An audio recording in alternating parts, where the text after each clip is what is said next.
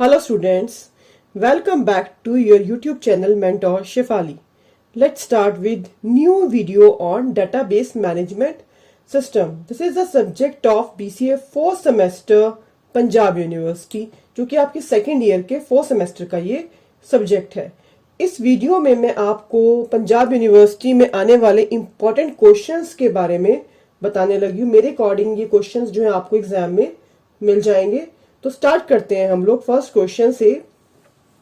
तो first question है हमारा, explain 3 level of architecture of database management system. 3 level architecture of DBMS को हम 3 स्कीमा आर्किटेक्चर भी कहते हैं एंड देयर इज स्कीमा और simply called 3 level present in this architecture. तो इसलिए इसमें फर्स्ट लेवल जो होता है हमारा फिजिकल लेवल, सेकंड होता है कॉन्सेप्चुअल लेवल, थर्ड होता है हमारा व्यू लेवल। फिजिकल लेवल जो होता है this is the lowest level of the architecture and it defines how data are store in the database of DBMS. इसका एग्जांपल आता है आपका B tree, hashing etcetera. Second होता है हमारा conceptual level. This level defines the type of data stored and recognise the logic used behind the relationship between two data store in the database. इस level को हम logical level भी बोलते हैं और इस लेवल पे जो डाटाबेस होता है उस पे एडमिन काम करता है। नेक्स्ट आता है हमारा view level. View level is the top most level of the architecture. इसमें क्या होता है, in which the user can interact with only the part of the DBMS to which they have permission instead of all DBMS. पूरा access नहीं दिया जाता, जिस part का असेस दिया जाता है उसी पार्ट से जो है यूजर असेस करता है व्यू लेवल आर्किटेक्चर के अंदर। तो इसके अंदर जो है डाटा अब्स्ट्रैक्शन का कॉन्सेप्ट जो है हम लोगों का यूज हो जाता है।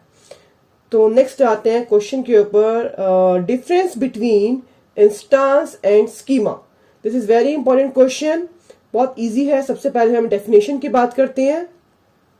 Schema refers to the overall description of any given database and what about instance.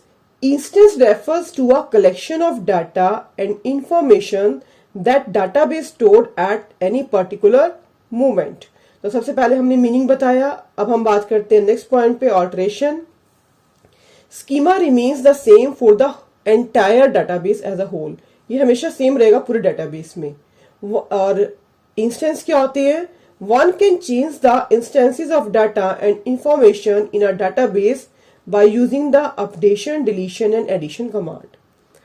Third point, schema ka, it does not change very frequent, instance can change very frequent. And the last point for schema, we use schema for defining the basic structure of any given database.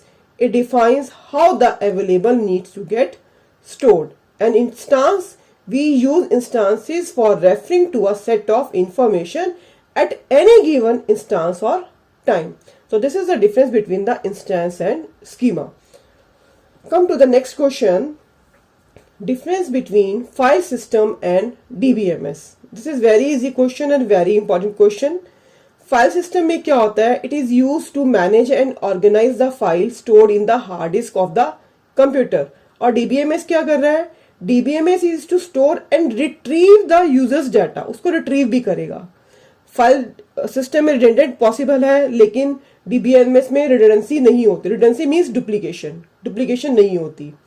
File system में query processing is not so efficient, DBMS में query processing efficient होती है। Data consistency लो होती है file system में, DBMS में high होती है। जो फाइल सिस्टम होता है ये लेस कॉम्प्लेक्स होता है and does not support complicated transaction, और DBMS is more complexity in managing the data. File system is less secure, DBMS is more secure. File system is less expensive as compared to DBMS and DBMS is higher cost as compared to file system. और last difference is in file system it does not support crash recovery, इसमें recovery होने के chance बहुत ही कम होते हैं। In DBMS we can do the recovery. So this is the difference between the file system and the DBMS. Now come to the next question. Explain network model and hierarchical model. ये बहुत easy question है। सबसे पहले हम यहाँ बात करते हैं हिरार्किकल मॉडल की। Hierarchical model is the oldest type of model, और इसको किसने डेवलप किया था? It was developed by IBM in 1968। और इसका जो स्ट्रक्चर होता है, it's like a tree like structure. इसका एग्जाम्पल मैं आपको पहले दिखाती हूँ। This is the example of hierarchical data model. इसमें आप देख सकते हो electronics, this is a root node जिसके 2 चिल्ड्रन है, टेलीविजन एंड पोर्टेबल इलेक्ट्रॉनिक। आगे टेलीविजन के फर्दर चिल्ड्रन है, जो कि टेलीविजन अब एक्ट करेगा पेरेंट की तरह। उस पेरेंट के टेलीविजन के 3 चिल्ड्रन हो गए, ट्यूब, LCD, प्लाज्मा। इसी तरह portable electronics, it also like a parent जिसके 3 चिल्ड्रन है, MP3 प्लेयर, CD प्लेयर्स, 3-वे रेडियोज, 2-वे रेडियोज। ऐसे ही MP3 प्लेयर्स का एक चिल्ड्रन हो गया फ्लैश। अब यहाँ पे MP3 प्लेयर ने भी पेरेंट की तरह एक्ट किया है। तो this is the 1 to many relationship. Hierarchical model हम लोगों को शो कर रहा है 1 to many रिलेशनशिप। अगर हम अब पिछली साइड पे देखते हैं, हिरार्किकल मॉडल में हमारे पास क्या क्या होता है। It contains nodes. The topmost node is called root node. If there are multiple nodes appear at the top level, these can be called as root segment, and each node has only one parent. आप देख सकते हो हर एक का parent 1 था, लेकिन child जो है मैनी थे। तो 1 parent may have many child। तो यही चीज जो है इस डायग्राम में मैंने आपको दिखाई है। अब हम नेक्स्ट चलते हैं। अभी हमारा नेटवर्क मॉडल कॉन्टिन्यूएशन में है, तो हम बात करते हैं कि नेटवर्क डाटा मॉडल क्या होता है। अभी हमने हिरार्किकल पढ़ा है, अब जो नेक्स्ट देखने लगे हैं वो है हमारा network model. It is advance version of the hierarchical model, and it is in which data is organised in the directed graph instead of tree structure. यहाँ पे हम ट्री स्ट्रक्चर का यूज नहीं करेंगे, जो कि हम उसमें करते थे, हिरार्किकल में करते थे। यहाँ पे हम डायरेक्टेड ग्राफ का यूज करेंगे। इसमें क्या है, in this a child can have more than 1 parent. एक चाइल्ड के मोर देन 1 पेरेंट होंगे। अगर हम हिरार्किकल की बात करें थे, वहां पे 1 पेरेंट के मैनी चाइल्ड थे, लेकिन चाइल्ड के मैनी पेरेंट्स नहीं थे।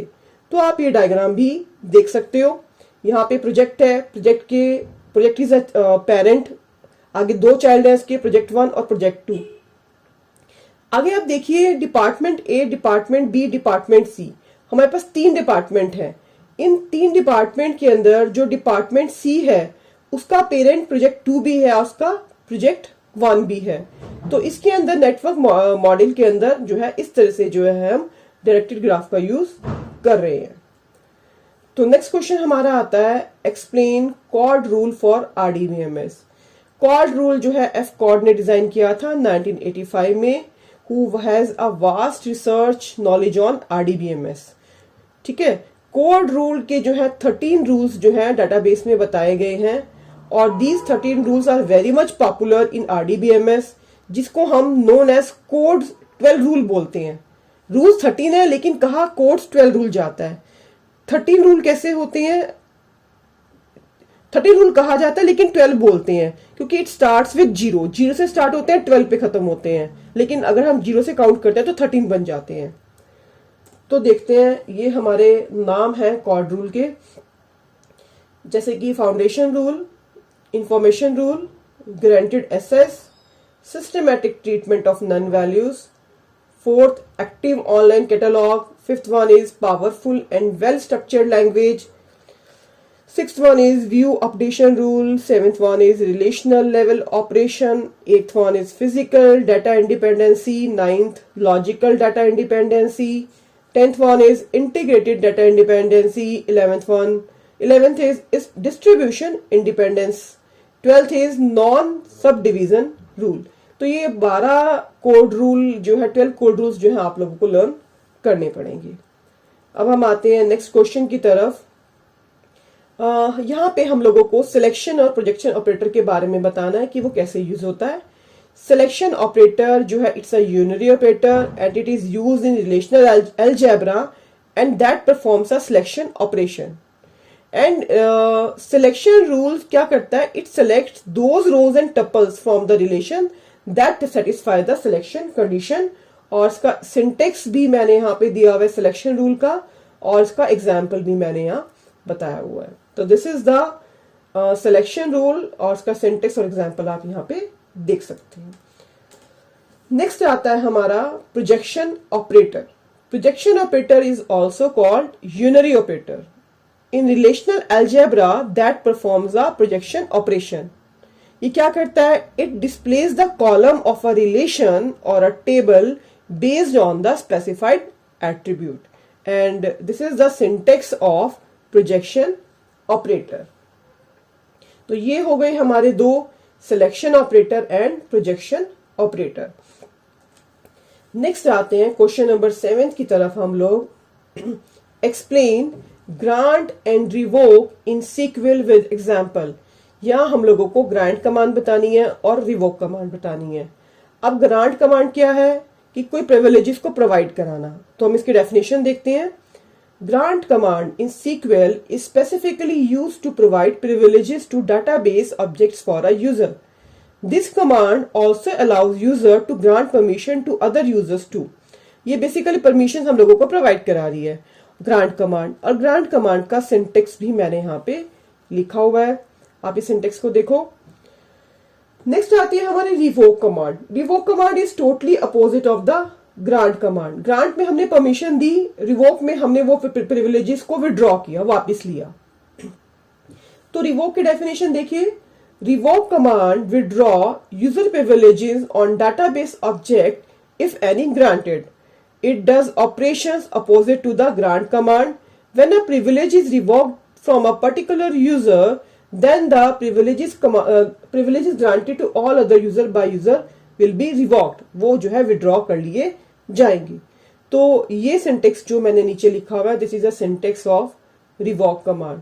तो ये थे हमारे ग्रांट और रिवॉक। ये क्वेश्चन आपके पास 2 मार्क्स या 3 मार्क्स में भी आ जाता है और ये आपका डिफरेंस के फॉर्म में भी आ जाता है। तो आप इसको सिंटेक्स के थ्रू जरूर बताएंगे।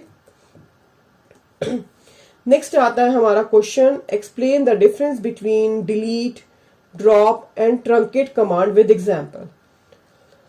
तीनों का काम जो है डिलीट करने का है। अब कौन सी क्या चीज डिलीट करता है वो हम देखते हैं। सबसे पहले डिलीट कमांड। डिलीट कमांड जो है हमारी डीएमएल कमांड है, that is data manipulation language command है। ये क्या करती है? This command removes record from a table. It is used for deleting data from a table, not to remove the table from the database. ये आपके records को delete करेगी, ये पूरे टेबल को डिलीट नहीं करेगी डाटाबेस में से डिलीट कमांड। तो डिलीट कमांड का सिंटेक्स मैंने लिखा हुआ है, डिलीट फ्रॉम नेम टेबल। तो ये होगी हमारी डिलीट कमांड। नेक्स्ट आती है हमारी ट्रंकेट टेबल। ट्रंकेट टेबल का भी काम जो है डिलीट वाला ही है और ये जो है हमारी डीएमएल नहीं है, ये हमारी डीडीएल है, that is data definition language command. It also delete records from a table without removing the table structure. Record delete करेगी लेकिन टेबल का स्ट्रक्चर डिलीट नहीं करेगी। But it does not use the where clause. इसमें हम where clause use नहीं कर सकते ट्रंकेट टेबल कमांड में। नेक्स्ट आती है हमारी drop table. Drop table is another DDL operation but it is not use for simply removing data from a table. It deletes the table structure from a database. ये table का structure ही delete कर देती है drop table, पूरा table ही drop हो जाता है along with any data stored in the table। जो भी डाटा आपका स्टोर होगा पूरा का पूरा उसके अंदर से उसको वो डिलीट कर देगी। इसका सिंटेक्स है आपका ड्रॉप टेबल टेबल नेम। तो इसी तरह जो है आप तीनों का एग्जाम में डिफरेंस भी पूछा जा सकता है। तो आप ये डिफरेंस भी डिफरेंस फॉर्म में लिख लेना, टेबुलर फॉर्म में। इसका एग्जाम्पल भी आप दे सकते हो। यहाँ पे मैंने आपको सिंटेक्स के थ्रू समझाया है और इसका मीनिंग भी मैंने आपको बताया। तो अब हम आते हैं नेक्स्ट क्वेश्चन की तरफ। Explain any 3 database function. हमें कोई भी 3 डाटाबेस के फंक्शंस बताने हैं। ये क्वेश्चन भी हमारे पास 2 या 3 मार्क्स में आ जाता है। तो पहला फंक्शन है हमारा, the function of database is to collect and organised input data. A database is an organised collection of interrelated data that serve a number of applications in an enterprise. And the third one is a data is organized into rows, columns and table and it is indexed to make it easier to find the relevant information। क्योंकि हमारा data जो है रोज and columns में proper format में होता है तो data को हम लोग बड़े इजीली कुछ भी इंफॉर्मेशन फाइंड करना चाहे तो इजीली फाइंड आउट कर सकते हैं। तो this is these are 3 database functions. Next question आता है हमारा, what are views and why are they relevant in DBMS. Views क्या है? Views act as a proxy और virtual table created from the original table, कि हमने एक table create किया वर्चुअल टेबल ओरिजिनल टेबल में से, और जो टेबल क्रिएट होगा व्यू का वो कोई डाटा का अलग से स्पेस नहीं लेगा। ठीक है, तो view simplifies SQL queries and allows secure access to underlying table. Views in a database can be visualized as a virtual tables and they are formed by the original table from the database. Original table में से virtual table एक बनाना, उसको basically कहा गया है views। अब view का advantage क्या है? Views can join and simplify the tables in virtual table. View do not require additional storage. View can hide the complexity of the database and the data user must hide that. So these are the advantages of view in database. Students, thanks for watching my video. ये questions जो है मैंने आपको important questions जो chances exam में आने के वो बताए हैं। तो आई होप कि आप लोगों को समझ आया होगा। इसको अच्छे से पढ़ो, इसके अलावा बुक भी पढ़ो, आपको बहुत कुछ और भी पता चलेगा। तो